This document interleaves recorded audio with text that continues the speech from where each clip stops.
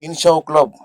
Kinshaw Club ye karate kalanyɔrɔ de ye min sigira sen kan Mulayi Kulubali bolo 2000 la Sɛbɛnni kɔrɔ sugufɛ masurunya la. Ka taa 2000 o ma kana se bi ma,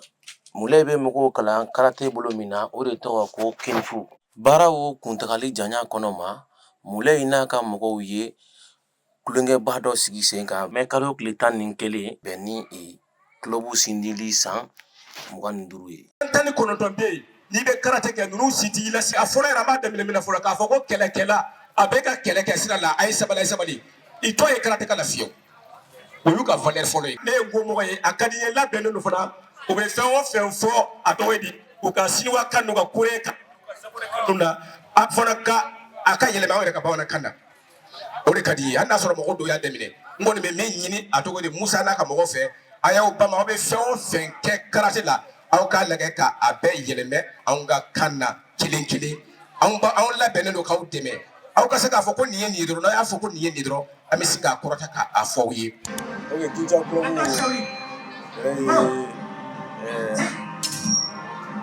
Sindi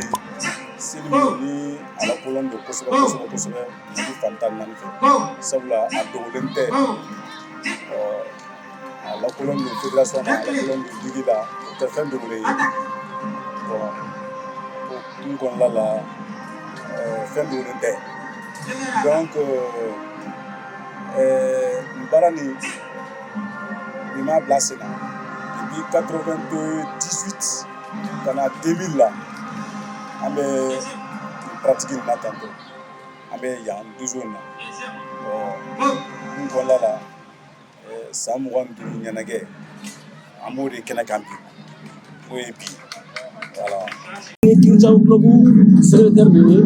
ale bɛna ɲɛfɔli k'an ye Kinshaw Club yɛrɛ kan ka se ka walawali kɛ mɔgɔw bɛ se ka faamuyali sɔrɔ. Kinshaw Club ye farimakolo wala karate jɛkulu de ye min n'a sigira maître Mulayi Kulubali ale fɛ ale surnom n'o ye a kan tɔgɔ ye o de ye Kinshaw ye o la ale tɔgɔ de tara k'a da jɛkulu in na k'a fɔ ko Kinshaw Club walasa k'ale waleɲuman dɔn walasa ale tɔgɔ ale ka se k'a to yen nɔ k'a bɛn mun ma a ye baara min kɛ karate la Mali kɔnɔ jamana in kɔnɔ a ye ɲɛtaga min di baara in ma o de kɛra sababu ye tɔgɔ in bonya tara k'a d'ale ma k'a wele ko Kinshaw Club. An ka maître ba ale min ye an bɛɛ lajɛlen kalan ale de tɔgɔ dara jɛkulu in na k'a d'a la ko Kinshaw Club. Kinshaw Club san 25 ye a bɛ baara nin na i bɛ se ka mun de fɔ an ɲɛna aw ka baara nin évoluer cogo kan ani gɛlɛya minnu bɛ baara nin na. San 25 kɔnɔ i b'a ye k'a fɔ ceinture noire an b'a fɔ min ma ko promotion o 6 de tɛmɛna a kɔnɔ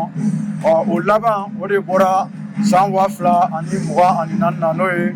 2024 ye o ye a promotion laban olu bɔra o kɔnɔ o la baara in na gɛlɛya caman bɛ a la an mago bɛ minɛnw na an mago bɛ kɛyɔrɔ la n'i y'a lakɔlɔsi i b'a ye k'a fɔ an ka ekɔlisow bɛɛ kɔnɔ yɔrɔ dɔ kɛrɛnkɛrɛnnen don basketikɛlaw kama i b'a ye k'a fɔ karate yɔrɔ foyi kɛrɛnkɛrɛnnen tɛ olu kama an ka jamana ekɔliso si la o la ni an ka jamana ɲɛmɔgɔw sera ka yɔrɔ dɔ kɛrɛnkɛrɛn k'a di karatekɛlaw fana ma ekɔlisow bɛɛ lajɛlen kɔnɔ o bɛ diya anw ye mɔgɔ min kɔni b'u denw bila ka na u bɛ jigimafa caman de sɔrɔ bawo mɔgɔ min bɛna n'u denw ye yan a ka ca Ala fɛ u tiɲɛ man di bawo n'u nana yan u bɛ kolo de u hakili bɛ kolo ka tila k'u farikolo kolo o la ni mɔgɔ hakili n'a farikolo kolo la n'i ko k'a ka dan yɔrɔ min na a bɛ dan ye o la a bɛ se ka ko gɛlɛn caman de k'a ka ɲɛnamaya